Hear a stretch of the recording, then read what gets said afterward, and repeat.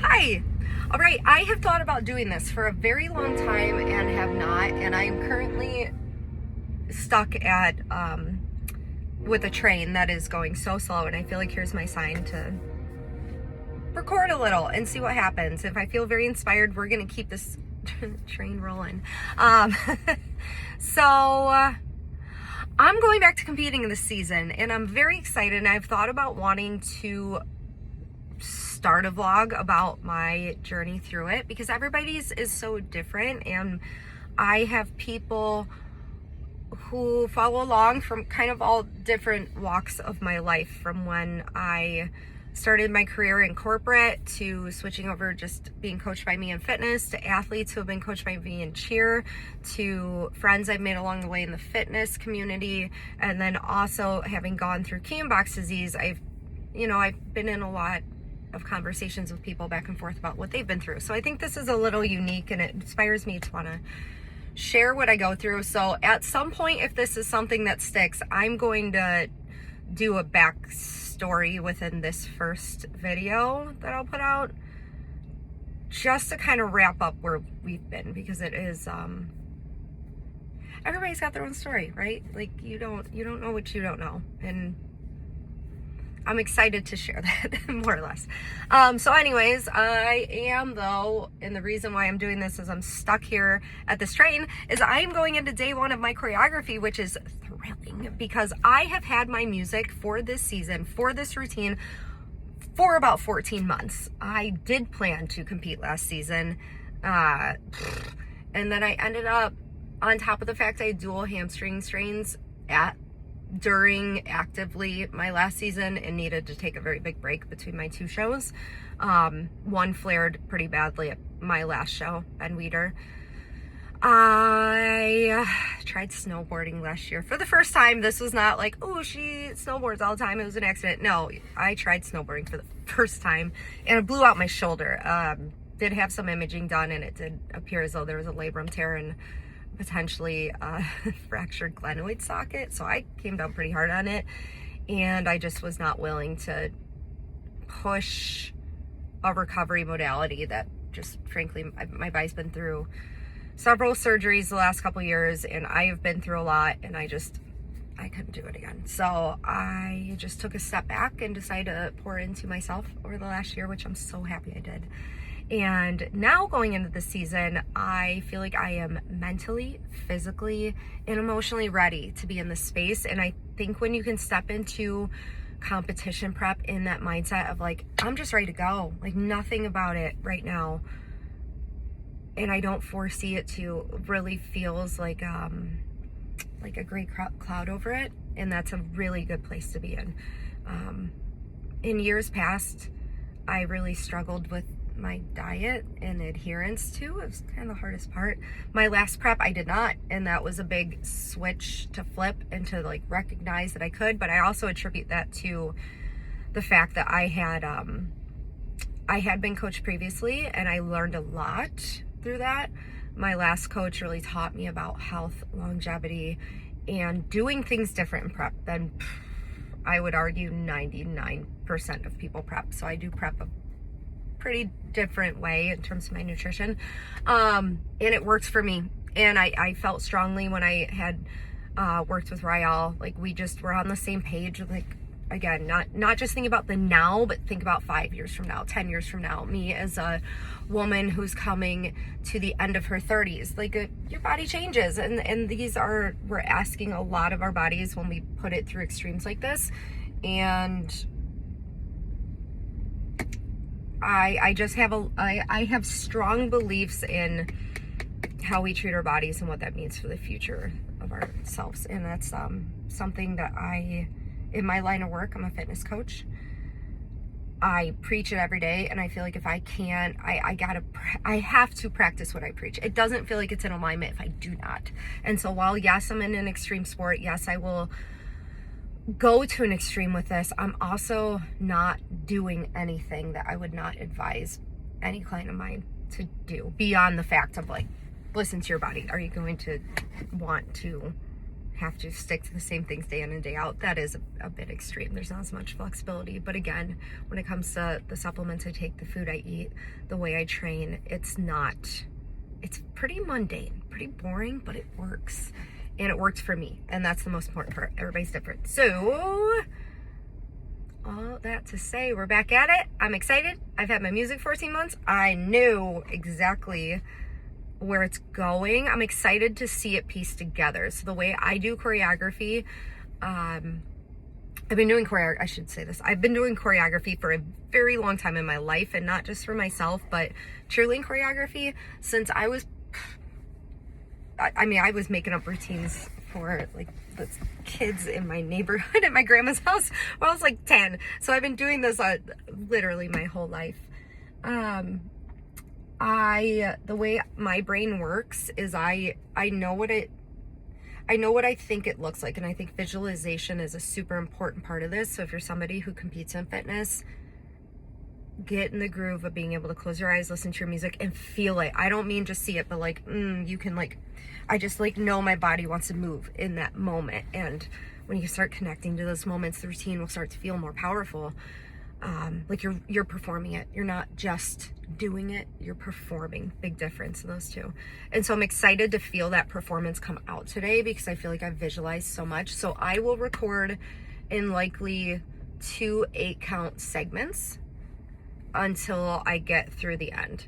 And then I'll splice them all together. I'll lay over the music, and then I'll watch it a lot and just start to pick apart like what makes sense, what doesn't make sense, what's a dead spot, what looks boring, what looks forced, where do I need more? Like, where does it look like I'm getting tired? All these things. And that's a little hard to tell when you're this far out, because doing 2 8-counts is much different than doing 35 8-counts in a row, but stepping stones. And so I'll do this today. I'll come back to the drawing board. I'll come back in on Thursday or Friday. I will do this again. And my hope is by next Sunday, I'm at a point where I can at least start running quarters of my routine and just tweaking it. And so that's where we're at. This is day 1. It's March 15th, my first potential show, middle of July in Chicago, if I'm ready. Followed by Toronto Natural, first weekend of August, followed by Georgia the following weekend, London Murray, and then there's another at the end of August in Arizona. And so it's giving me a game plan. It's giving me a window, so I'm not stretching it out too long.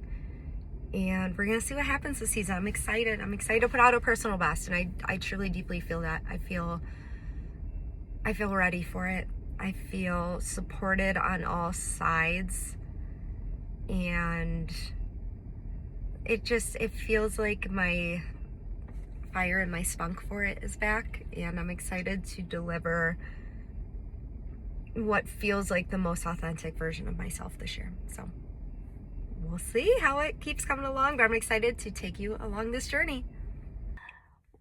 Couple thoughts. 1, I very much like my warm-up routine, and I think, again, the new class format that I'm teaching, because I'm integrating that into my warm-up. I'm doing more outside of that, but my warm-up, I had a good warm-up last season, but I'm someone, creature of habit. I think especially at this level, you should be doing the same things. You know your body, you know what it needs, and I just feel like my warm-up is very well-rounded to the fact that, like, it doesn't need to be 40 minutes to get my body ready. I think I'm doing things in a respectable amount of time to, like, start moving and feel good, and today felt good. Minus the fact, like, everything hurts right now. When you're not used to doing this stuff. The thing is, like, you can train all you want in a gym, and you can do all these wonderful things and train different modalities and integrate plyometrics and integrate mobility work. It's not going to mimic essentially gymnastics, which, it's not just gymnastics, but you're rolling around, you're jumping around, you're doing a lot, and I can just feel how I'm going to feel this. So I'm going to be putting a bath on my list today with some Epsom salt or magnesium flakes. But first brush at it, Years ago, former me would have stayed at this gym for probably another hour. And I think this is where we start to toe the line of injury. And I'm proud of myself for just saying, like, okay, I have the rough draft. I put it into my app. I splice it together. I lay the music over for the next 4 days. I now have the opportunity to sit back, take notes. Don't beat a dead horse. Like, that's, if you're someone who does their own choreography or has ever considered it, like, you need to let it breathe. One, your body needs it. Two, it's really hard in the moment to start making those decisions. And so again, I'm a big person of like, visualize it, put it to life, put it to bed for a little bit, come back to it. And so that's exactly what I'm doing. I'm happy with how it came out of my head into person, but I am humbled because in your mind, you're always like, yeah, this is great. This is going to be so easy. It is not easy. Positive. I strung together my first like 60 seconds pretty much unbroken. I'm not saying it was cute. I'm not saying it was technically great. But to be able to string the skills together made me feel encouraged that, okay, if I could do this day one, give me months of training on this the way I like to train my routine, I think we're going to be just fine. Positive number 2, already watching it back, I know the little tweaks I want to make. There's a couple more dead spots I'd like there to be, and it's just about finding movement for those, but I have some ideas, and I have hopefully somebody in my back pocket that I feel very confident is going to help me with those like true choreography moments. I don't mean like skill-based, I mean like help me bring the music to life with what the theatrics are of it. And I'm trying to dive more into that. For me, I have always, this is like a deep share in the fitness side of my life. I like the bodybuilding aspect. I think it's unique. I like seeing how my body changes. And I respect the sport a lot on that side. I don't love what goes into it for a lot of people on the opposite side, because I know the health repercussions of getting on that stage and doing it at all costs. And that's something that has felt very conflicting to me internally with what I do for a living. And it is partially why I've kind of been back and forth a little bit. But this has brought me so much joy, truly. Fitness has, and I appreciate bodybuilding for what it is, for how strong it's made me mentally and physically, and I now love seeing my body change for that. And I used to not have as much respect for that side as I do now. When it comes to what I do with the routine, again, deep share on the fitness side, there are 3 people that I really admire and look up to in this, I guess I would say 4. I have 4 people who I'd admire and look up to when it comes to like performance value and what I want to bring in. I do not want to replicate any individual woman. Instead, I kind of look at all 4 of them, and I'm trying to bring in pieces and parts to what I appreciate and respected about how they performed. And so I really, when I'm creating this year's routine, I'm taking into account all of that, of the best parts of these 4 women who are very successful in their fitness careers and what I felt like they were best at. And I'm trying to create that essence of all 4 of them. So I'm hoping that I'm doing that this season. It feels like I'm on my way there. And I think I've done a good job of performing in the past. But again, just when I say theatrics, I'm not bringing props on stage this year or anything. It's just me and myself out there. There's no like additional flair, but I just mean like the performance value of what I'm putting into it. So I'm excited for that. So we will be back in a couple days and we will see how this evolves. But in the meantime, I am already starting to feel a little sore. So I'm going to get to the store, grab some meat for the week, and get on some recovery. Hi, I am sitting in the parking lot at Costco. This is Monday. Should back up a second. This is Monday. It's like 1:15 p.m. I am eating my food because I have not yet. And usually my third meal is about 12:30, 1 o'clock. It just depends on my day. On Mondays, I coach MB360 at noon, and so by the time I get the space cleaned up, I do what I need to do to finish out for the day. I usually don't walk out the building until after 1. And so before I go I'm not doing a huge grocery haul, but helpful tip: if you are going grocery shopping, do not do it hungry. Bad choices. So I'm eating my third meal. I have about 4 ounces of chicken in here, and then the vegetables are broccoli, yellow squash, zucchini, onion, and the carb is sweet potato. I cooked the vegetables in a no salt added table blend, and then I added Himalayan salt so I can measure out the salt, the sodium that I'm putting in my food. And then I also add Dijon mustard. I pop this at work, so because I'm going constantly from person to class, and today is a great example of that. I go right from coaching 101 into a class, and then I need to eat fairly shortly after. I have in the back office, it's called a Hot Logic. If I remember, I'm new to this. I need a little grace on it. If I can figure out how to put the link in, or maybe I'll put it, I guess, in the description. I use a Hot Logic. And so what these are, they are heat plates. So if you're somebody who's in an office, or maybe you were traveling, or maybe, I don't know, you're just in a situation where you don't have the ability to warm your food through a microwave, as long as you have a microwavable safe, so you can actually use tin in there. I guess that's not microwave safe. But anything that's not plastic, you can put in the Hot Logic. And so what it is it looks like a little lunch box, but it's got a heat plate on the bottom, and it needs like 45 minutes, and then your food's hot. The cool thing, I have one inside Lifetime that I use, but also this is a car one. You plug it in to the cigarette port, and in 45 minutes you have hot food. And so there's really, if you're somebody who does not like to eat food cold, there's no excuse not to, as long as you prep your food before. And this literally took me all of 2 minutes to prep. It was, when I make dinners now, just make my life easier with prep, it's very, I will talk about this at some point, but I don't like to call it a diet. I don't like to call it a cut.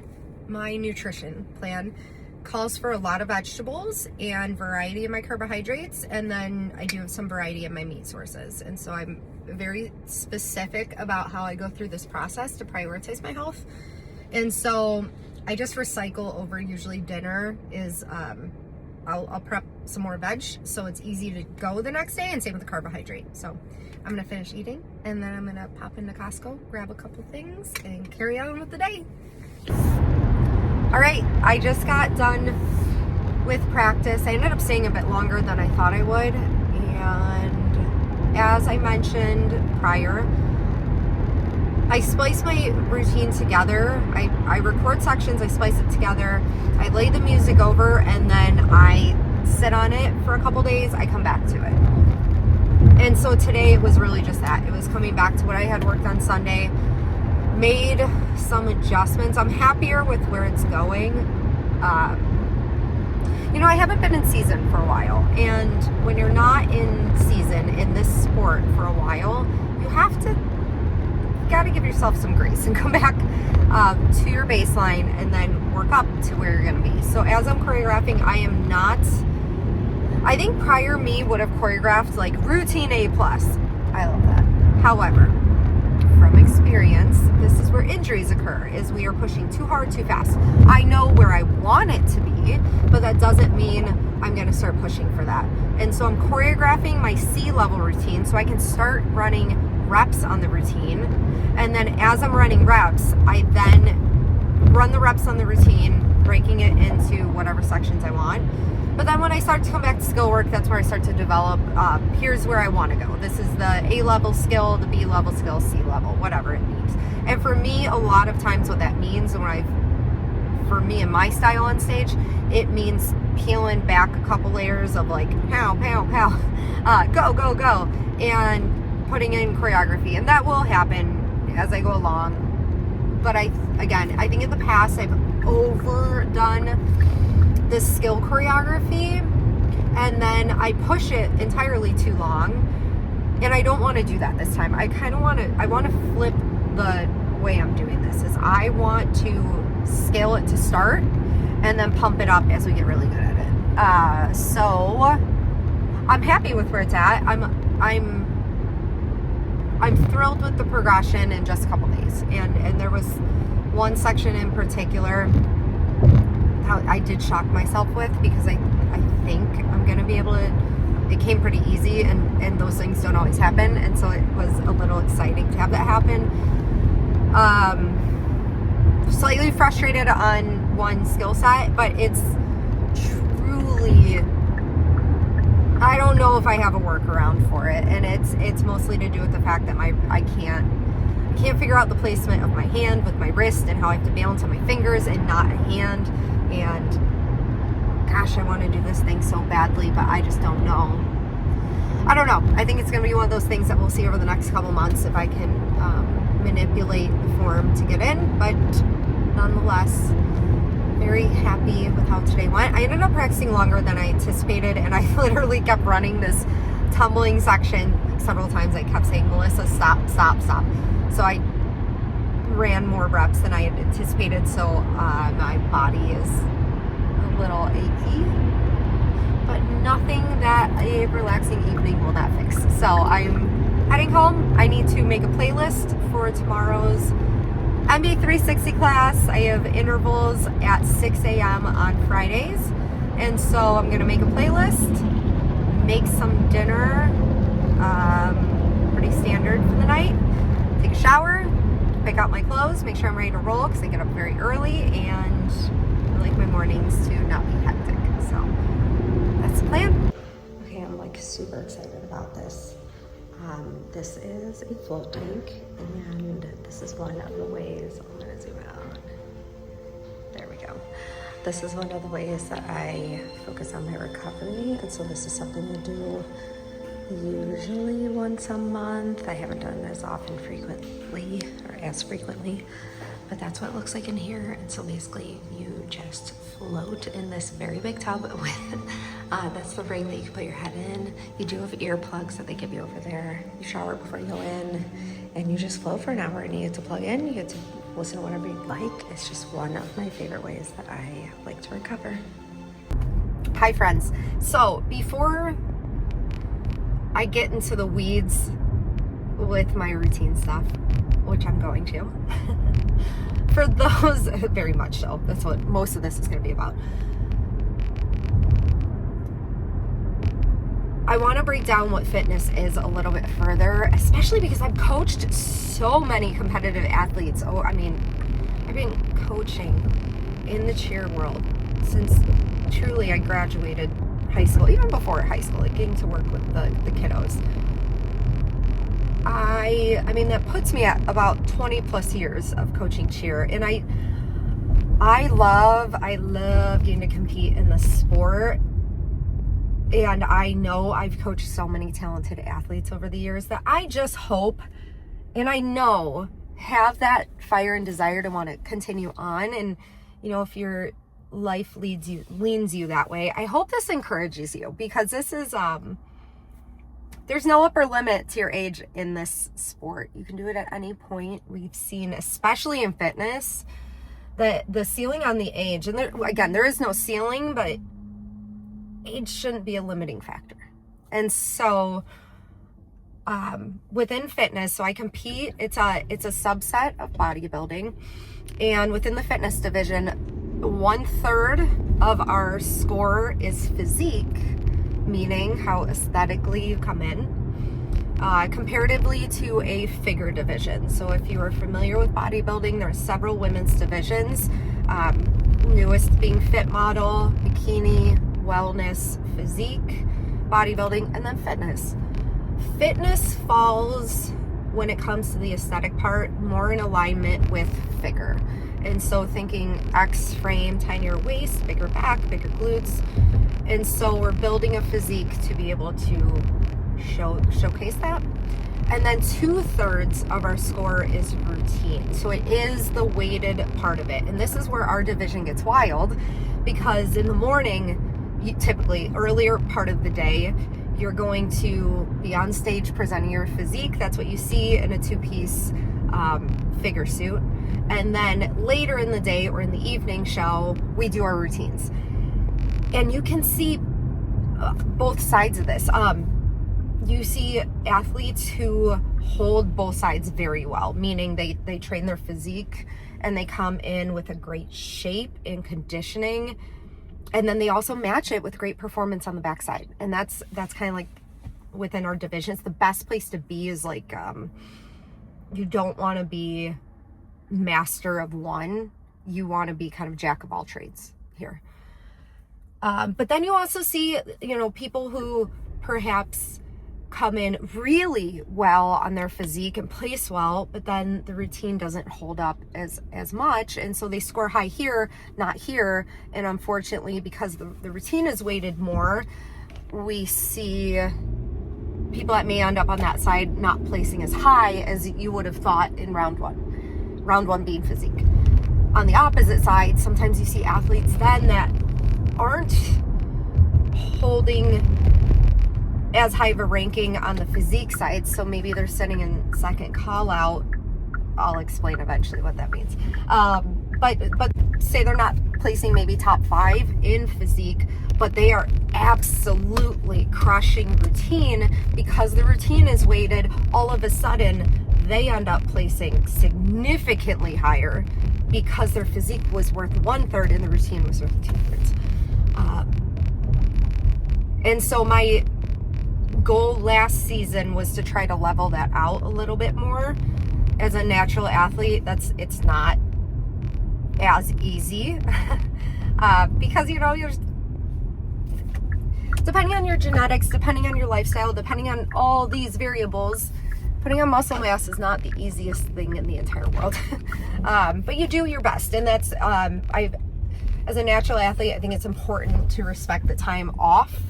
And when I say off, being not in season, so you can grow, because everybody needs it, but man, do you need it even more when you're choosing to walk in without any performance enhancing assistance beyond, you know, what most can take, like caffeine. And so I really tried to level that out in this past year because I had an injury. I kind of had a forced timeout, and so I just parked. I do expect to come in this season. I finished my last season so very happy with aesthetically where I was at, with the shape I came in at. I knew I needed to build a little bit more. I came in very, very lean. And so when I say lean, I know you can't base everything off of these metrics, but my final InBody that I had done, which was 1 week before peak week, I actually didn't want to do an InBody the week of peak week because you got to protect your mental space, and I think you need to know that limit. And while I am genuinely curious what we walked into, like if I would have done it the day before I had left for my trip, I don't know what it would have said. But I will tell you, my last InBody prior, so about 2 weeks before show, was sub 9% body fat. And that's, I mean, this is significant. If you're watching this, it's not something I would ever recommend that you would be pushing to. It's not long-lived, first off.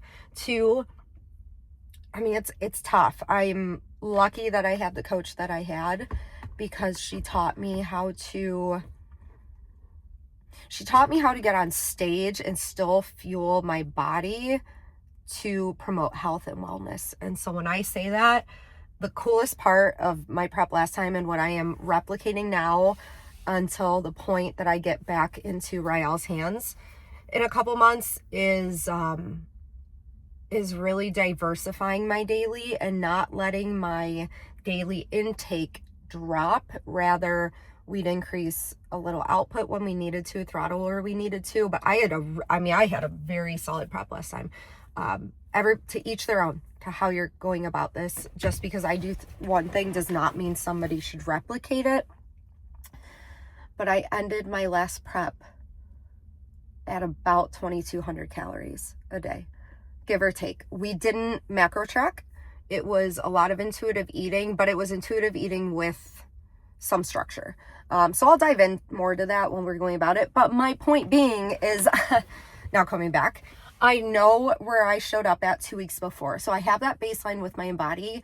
I know what I'm working towards. I can already see my shape has changed. I can already see I've built more structure into my quads, and so I'm excited to see that come out. I do think I've tightened up the back side of my body, built more width in my back, and so I'm excited to step on stage this year and have a better look than last year to make me even more competitive in physique. You don't know who's showing up and the package they're going to bring. So all I can do is show up at my best, but I'm excited for that because I do know I've made improvements personally. And at a minimum, that makes me feel more confident going into the first round. But the second round is really where that's where I put my eggs in the basket here. Is 2/3 of the score, you should, in my opinion, you should be spending more time on routine. You should be spending more time on skill set.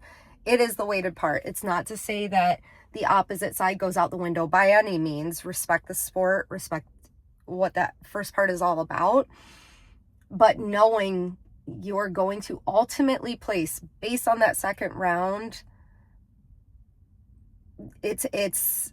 I think it's a part that gets overlooked by some of the best athletes in our sport sometimes, because if pouring into the routine just a pinch more led to more refinement and higher endurance level at some points, I think we'd see some different outcomes occasionally. And so that's what becomes interesting. It's just how everybody approaches the sport differently. Again, to each their own how they do this, but I'm excited to share how I go about it and how I prepare myself to take this on this season. So I'm at the gym now. I've talked a very long time, so I'm gonna jump off of here, but at least now we all know 1/3 is physique, 2/3 is routine. So when I talk a lot about my routine, I'm talking a lot about my routine because that's the weighted part of this division and the sport. So I will report back after my practice. All right, routine practice is done. I'm thrilled. Everything that I was hoping for happened, so that is exciting. And I do feel like I now have structure. And I also see vision for where it's going to. So this is exciting. Yeah, I mean, I really no complaints on this one. I really today very efficient, like hit a section, recorded it. When I'm going through choreography, I don't harp on a section. If I can get it recorded and it hits, I'm done. I'm not trying to be a dead horse at this point. At some point I will, starting Thursday when I start doing section runs. But at this point, it's like, do the 2, 3, 8 counts, get through it, make sure it looks cohesive, and then we'll come back and clean it. And when I say clean it, like brush it down, straighten legs, point toes, like start to focus on the small details. But the significance of today is that there was no section that I had to revisit more than a couple times. So like 2, 3 runs, I was able to get it recorded. The opening a little bit longer, but it's because I'm doing something new, something that's I haven't seen before. And it's a little more control than I necessarily have practiced. And if I'm being honest, my hip feels tight, and that is a result of just the body position that I have to hold as I maneuver myself around in the opening 8 counts. So that will be a goal, which is interesting because last season, after the standing tuck, I opened my routine with the standing tuck, and then I did just like a transition into a shoulder stand. That was new last year. And so I'm opening again with something new this year, and I'm not throwing my standing tuck at the beginning of the routine.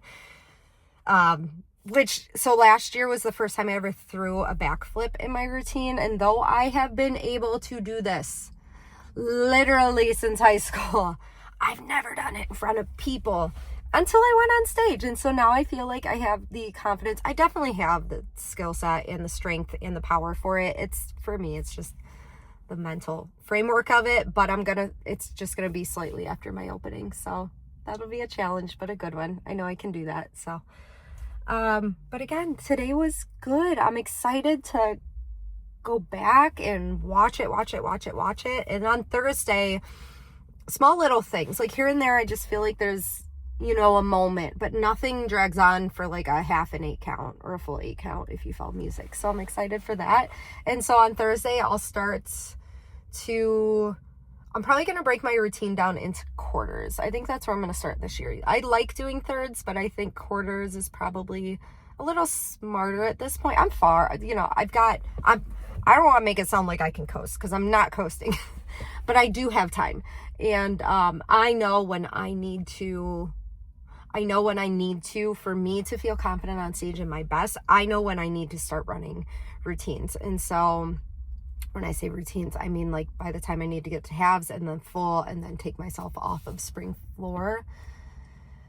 So I know that framework of where that needs to happen, and we're pretty far away from that. So I'm excited that I'm going to start doing quarters on Thursday and just start honing in on the small details and watch this routine start to come together with more pizzazz, more life, more sparkle, all the fun stuff for the season. So I'm going to go to the grocery store and grab a couple things. Not a huge grocery haul. I'll get a lot of things from Costco this week. So I'm going to go to the grocery store, pick up a couple things. When I get home, I will jump into a bath, just let my body calm down a little bit, and then just get myself ready for the week. Nothing crazy. Sundays for me are a prep up for the week. So I get all my breakfasts ready. I get my mid-morning shakes ready. I just make sure I have everything. So again, nighttime, my bedtime routine can stay consistent. Matt and I talked this morning, and actually that was something, when we talked about our week, something I really appreciated was like our dinner is very consistent, our bedtime's becoming very consistent, and I think there's a reason why we both feel so good. So excited to get on top of a routine today.